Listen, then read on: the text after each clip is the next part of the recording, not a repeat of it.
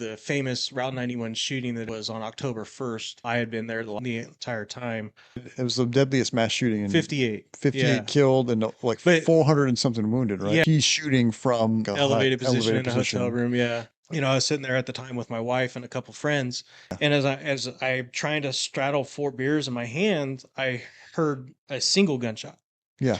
Now, at the time, I didn't really recognize it immediately as a gunshot. And I'm walking back and I heard the first succession of rapid fire. And I'm like, okay, no, that was definitely gunshots, right? Yeah. So as I actually get like right where we're all sitting, I heard the next succession of rapid gunfire. Kind of looked down at my wife and our friends. They're like, hey, we need to go. Of course, I'm still balancing the four beers. At that exact moment, I started seeing people just walk. The next wave of people were at a little bit faster paced, and some of them were a little dirty. I'm like, yeah, that just doesn't seem right. And that time I started seeing everybody just running like herded cattle, right?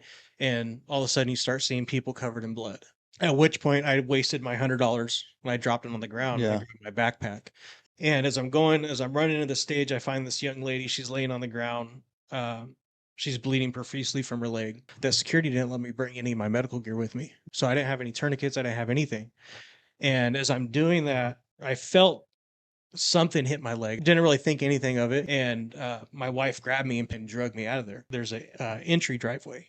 Well, I pushed that gate over. There used to be a Coco's restaurant there. Ran in and I say, hey, you know, I'm a retired police officer. There was just a shooting at the concert.